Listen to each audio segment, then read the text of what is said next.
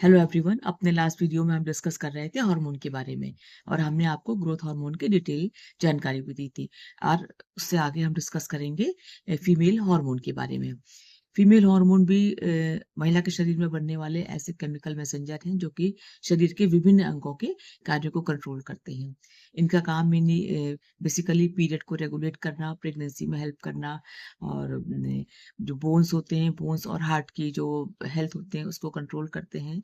आपके स्किन और आपके hairs, mental health and metabolism को प्रभावित करते हैं।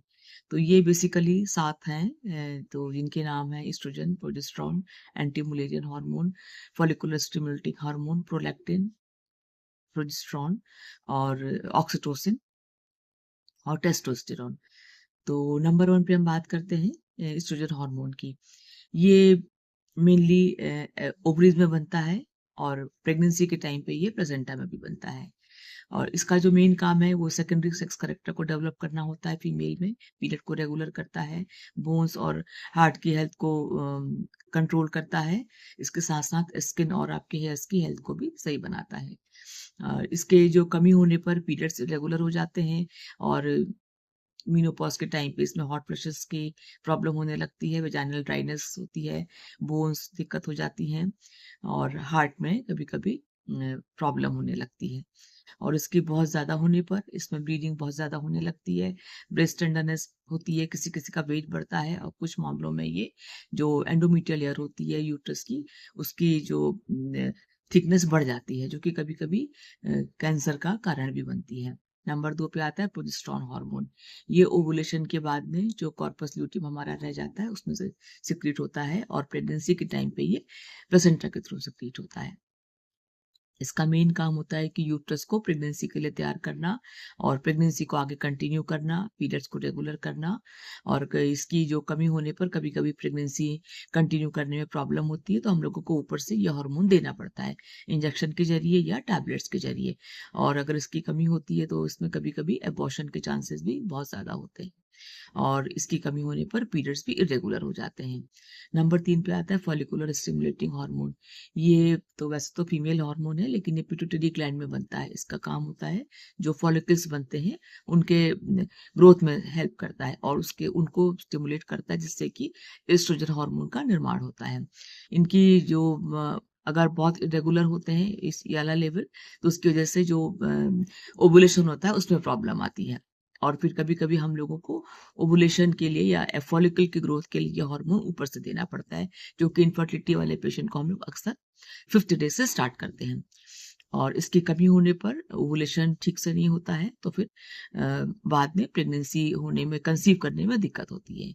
नंबर 4 पे आता है लुटिनाइजिंग हार्मोन। ये भी पिट्यूटरी ग्लैंड में बनता है। इसका काम होता है ओवुलेशन यानी कि अंडा बनाना और ये प्रोजेस्टेरोन जो हार्मोन होता है उसको बनने में हेल्प करता है। नंबर 5 पे आता है प्रोलैक्टिन हार्मोन। प्रोलैक्टिन हार्मोन भी पिट्यूटरी ग्लैंड में बनता है। इसका काम डिलीवरी के बाद मिल्क फॉर्मेशन होता है और कभी-कभी जब इसकी जो मात्रा बहुत ज़्यादा हो जाती है तो इसमें पीरियड्स बंद हो जाते हैं और प्रेगनेंसी यानी कंसीव करने में भी दिक्कत होती है। और कभी-कभी देखा हम लोगों ने अनमैरिड फीमेल में भी इस तरह की प्रॉब्लम आ जाती है कि ब्रेस्ट से व्हाइट मिल्की डिस्चार्ज सा होने लगता है।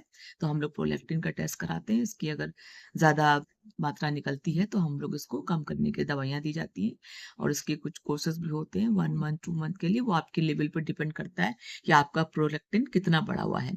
और उसके बाद एक नियमित टाइम के कोर्स, दवाओं के कोर्स के बाद में ये प्रॉब्लम ठीक हो जाती है। नंबर 6 पे आता है टेस्टोस्टेरोन हार्मोन।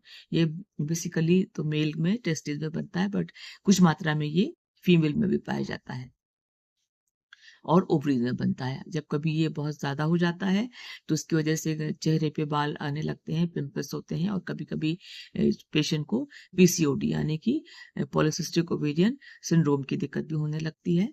तो कई बार हमारे पास ओपीडी में इस तरह के पेशेंट आते थे जिनके की पूरे फेशियल हेयर ग्रोथ अच्छी खासी दिखती थी और उनके ब्रेस्ट में भी कभी-कभी हेयर ग्रोथ होती थी। तो वो पेशेंट अक्सर यही कंप्लेन आते थे कि मैडम हमारे चेहरे पे बहुत ज़्यादा बाल आ रहे हैं, तो उसके लिए हम क्या करें? और साथ में उनको पीरियड्स रेगुलर वाली इरेगुलर की प्रॉब्लम भी होती थी।